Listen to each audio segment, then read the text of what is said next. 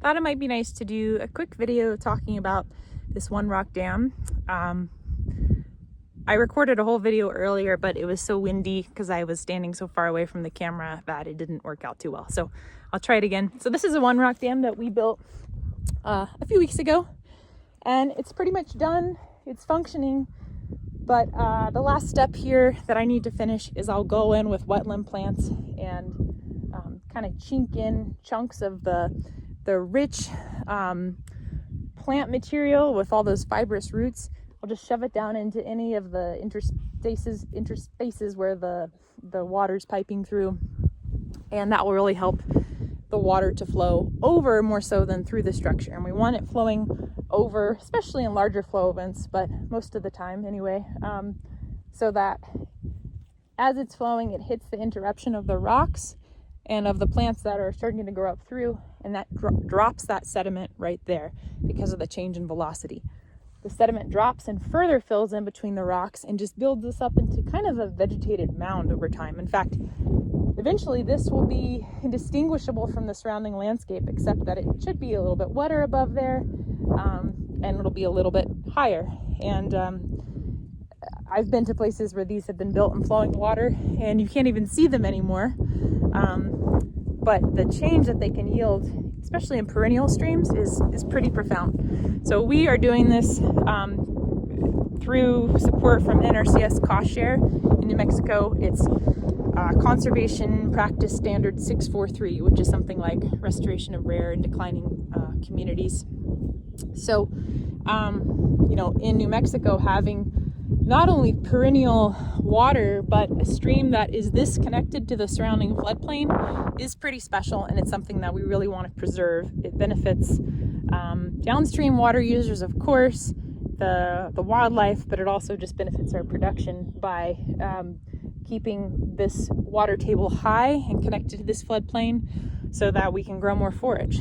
And the way we use this is we wean our calves here. So we will have very large numbers of animals in here, generally in October, which is when, for the most part, everything's kind of shutting down its growth and storing its energy and going dormant for a pretty short period of time. This is a small trap. It's about 300 acres. And I've actually seen really positive changes here, getting more grass, fewer weeds, a lot less bare ground, higher quality forages coming in, and I think that's mostly through that repetition of heavy disturbance followed by rest. So I'll just show you guys this now. You can see this is about 1 3/4 cubic yards of rock gathered on site. We're lucky to have some really nice blocky sandstone here that is really easy to work with. There's a lot of lava rock too, but it's quite trapezoidal in its shape. It's pretty irregular and it doesn't work quite as well. So you want to build these in a way where as the water is coming across it from above stream, downstream, it's actually kind of fusing everything together. So using keystone principles, using appropriately sized rock for that lower level, using it's called a splash apron. So as water flows over, it's hitting that and it's not going to scour out the channel below it. And it's pretty important to keep a low spot in the channel. So that's what this is. But you can see the water's kind of piping through these lower, larger rocks, and that's okay, but it's not going to function as well. We want to chink in with the aforementioned kind of sloppy, messy wetland soils and root balls and get that water up so that it's lifting it higher, so that then when we have a really big flow, that's going to flow higher yet and deposit sediment down into here. And over time, if we built this correctly and it functions well, this won't even be visible, but the water level will be higher. We're not trying to pour water out on the surrounding floodplain all the time. This is not an irrigation ditch. This is not intended to function as like a canvas dam or something like that. Rather, in high flow events, we want the water to flow in the surrounding areas, and as opposed to cutting down channel and incising further, we We want to lift the water table up all the time, as opposed to have it cut more and more over time. Anyone who's been, especially on ranch land in New Mexico, is probably used to seeing streams like this, stream beds, 5 to 40 feet down below the surrounding floodplain. That's probably due to a mix of, historic grazing practices and probably most significantly the removal of beaver. So we don't have beaver here on this landscape. We might never, at least not for a long time. We don't really have the vegetation to support it, and this stream doesn't flow off the ranch. So we're functioning like beavers here, in this case working with rock. And I'll work on this for a little while, then I'll take a quick video to show you guys what it looks like after, and we can go from there.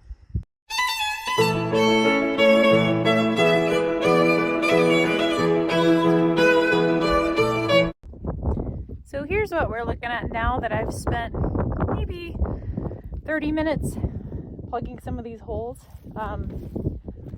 Like I said, I've taken some shovelfuls of the wetland soil and plants and roots and shoved that into anywhere it looked like it was piping through. And then I've also taken some shovelfuls of dry soil, just a few, and tossed them into these rocks upstream, upbank rather. The rain that we get, if we get rain, will wash that into place. And it's good to not do a whole lot. You don't want to do big chunks of dry soil up there, because you don't want to end up with a clump of root falling down but not being sealed. It's better to have it loose and wash into place. But in the case of in the water, submerged, placement is important. I've kind of worked front to back, side to side. I could do a lot more further back upstream in this thaw lag, in this low spot in the channel.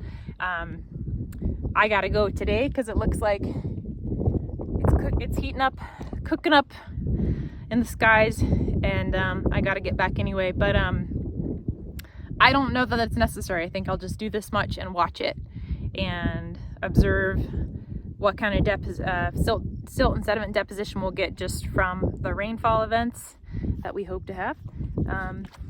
But again, just to show you, and it's easier to see now that some of the sediment has settled in, where there might be places where the water's piping through.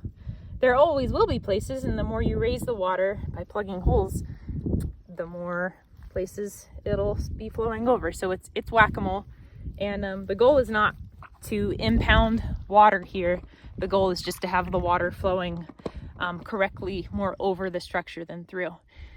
And I think that's an important point I should elaborate on a little bit. Some people think that these kinds of structures are supposed to be true dams where they're impounding water. The goal is to slow water, so of course you'll get some pooling there, but the point of slowing it is so that it can move laterally and so it can grow these wetland plants.